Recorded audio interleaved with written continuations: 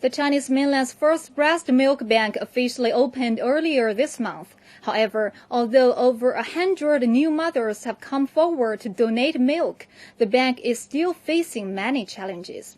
China View finds out more. Following a 2-month pilot period, the first breast milk bank in the Chinese mainland officially opened in the South China city of Guangzhou. By Wednesday this week, a total of 109 new mothers had come forward to register to donate their breast milk, which will be used to feed babies whose mothers are unable to feed them themselves, and to feed babies in hospital who are seriously sick, premature or malnourished. The breast milk bank runs under the administration of the Guangzhou Women and Children's Medical Center in the capital city of Guangdong Province. Breast milk is not only the food for sick babies, it's also kind of medical treatment. You could even call it a type of first aid in some cases. Breast milk donations have so far been used to nourish 8 hospitalized babies. Little Zhang, a patient suffering from intestinal fistula, is one of the babies who's benefited from the new system. The 10-month-old was severely malnourished and weighed just 5.5 kilograms when he was admitted to hospital. Thanks to the donated breast milk, 2 weeks later he now weighs a much healthier 1.65 kilograms. Doctors credit the donated milk for saving his life. Despite the effectiveness and need for such a structure, establishing the bank was not an easy thing to do. Liu Shihong, who is also director of the Department of Clinical Nutrition under the Medical Center, is the woman behind the establishment of the bank. But the bank almost didn't open. During her initial research, Liu had conducted a survey which found that very few new mothers were willing to help. The survey of 300 people found that only 25% of new mothers were willing to donate their extra breast milk, and only 18% would accept donated breast milk for their infants. Liu was at first disheartened, so she turned her hand to approaching new mums in the hospital and asking for donations face to face, but every single one of them turned her down.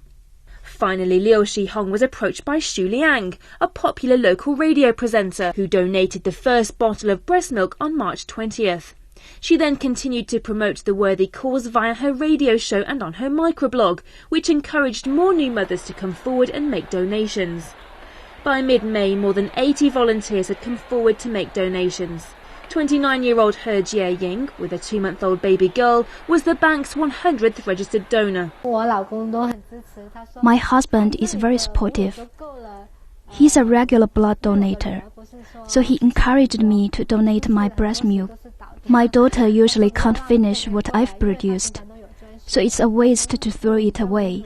According to the bank's rules, all the donors must provide physical examination results before donating their breast milk, and volunteers are required to pump their milk at the bank.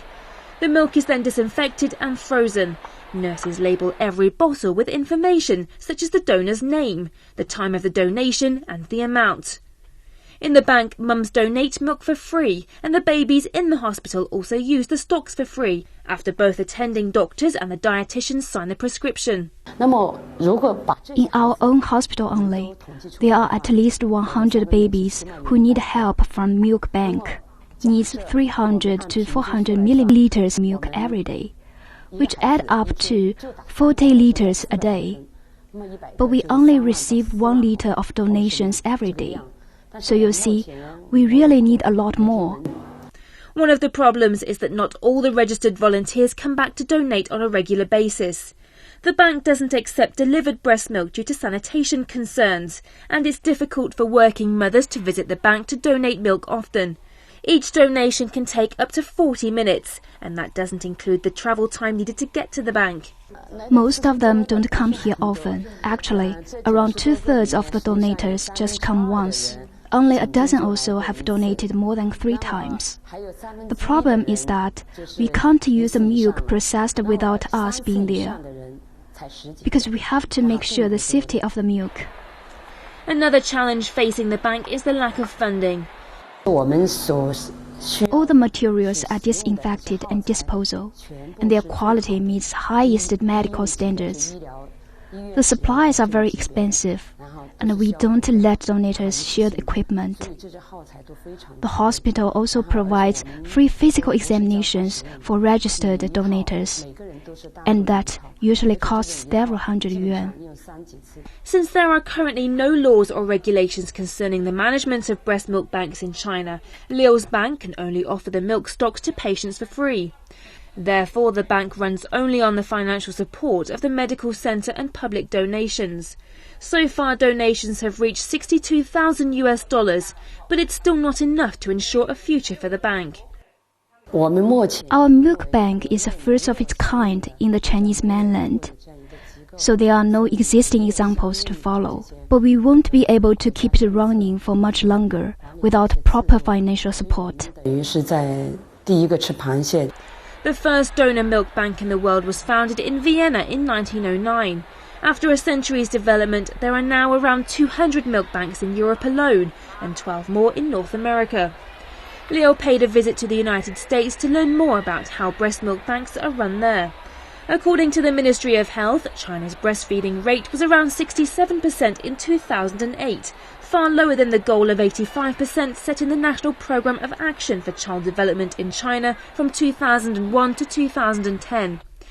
The decline in mothers breastfeeding over the past 10 years has posed challenges to the promotion of the development of breast milk banks. Liu believes that the key to establishing more breast milk banks in China is to encourage more mothers to breastfeed. She hopes that one day, as more mothers accept breast milk donations, the milk bank will also be able to help infants in other hospitals and cities across China.